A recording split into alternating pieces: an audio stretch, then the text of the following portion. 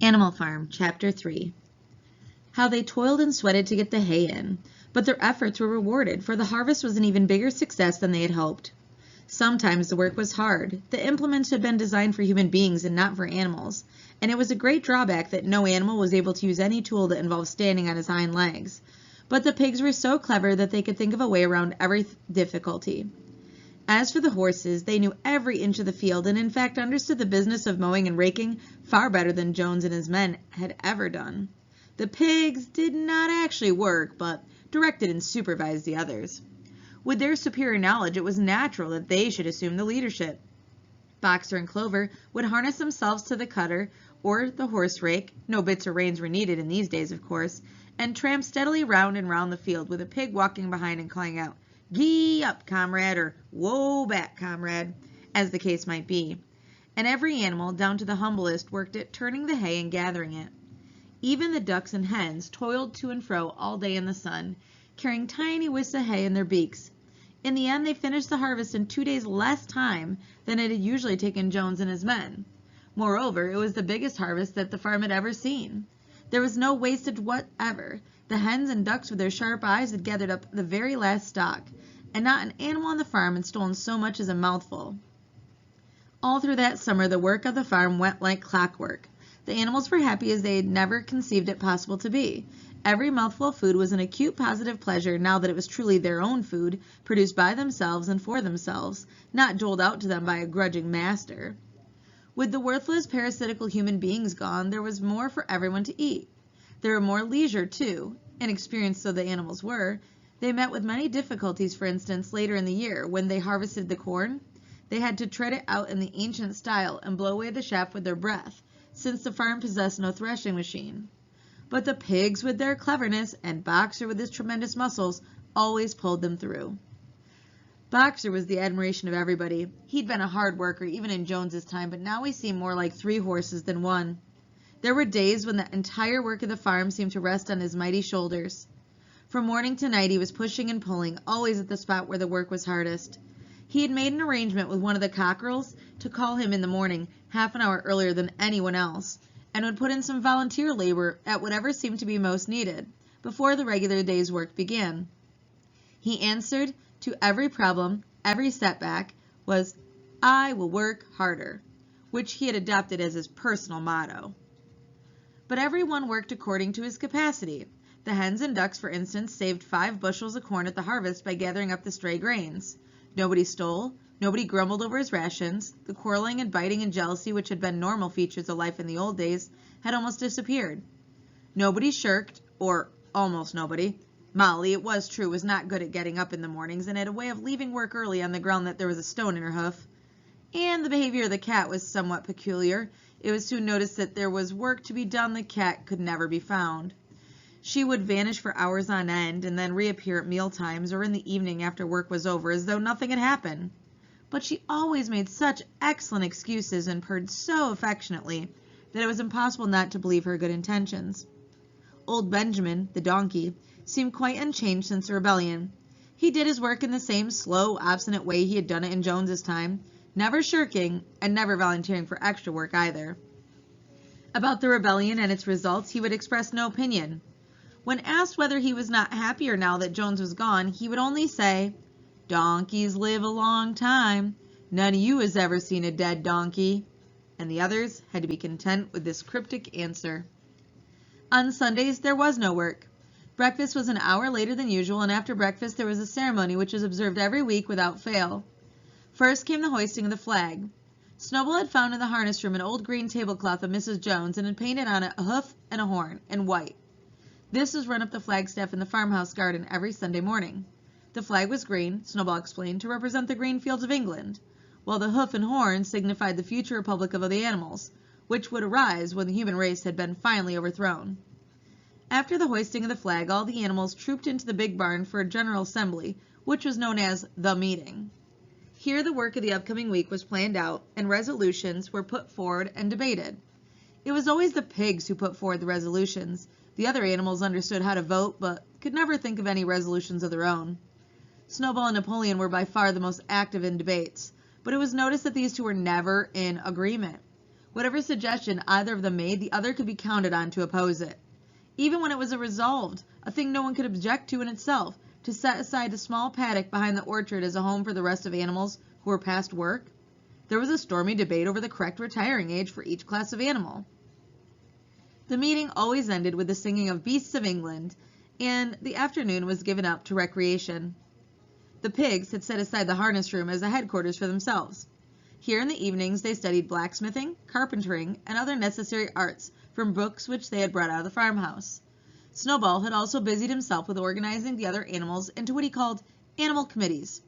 He was indefatigable at this.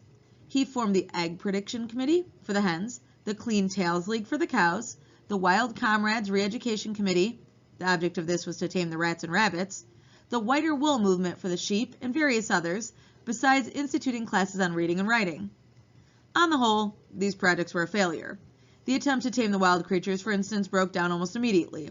They continued to behave very much as before, and when treated with generosity, simply took advantage of it.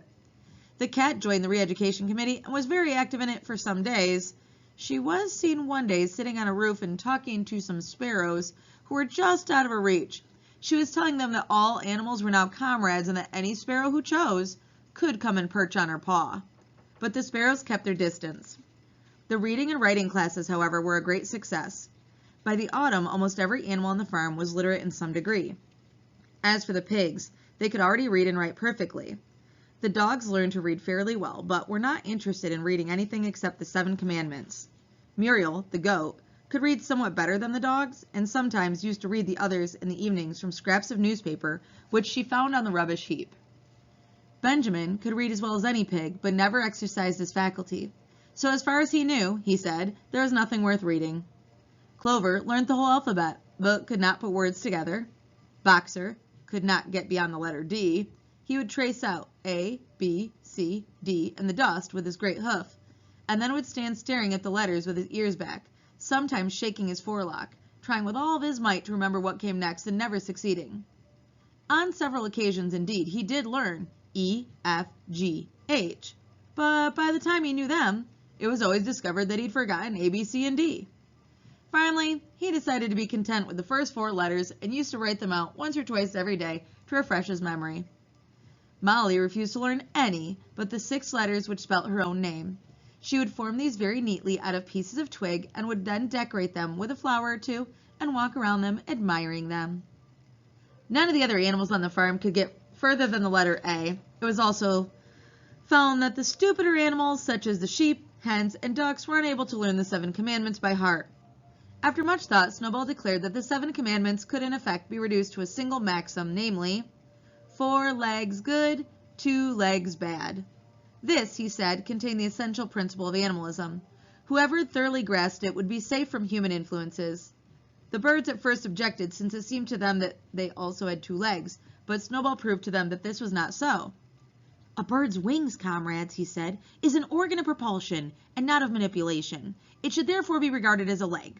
The distinguishing mark of man is the hand, the instrument with which he does all of his mischief.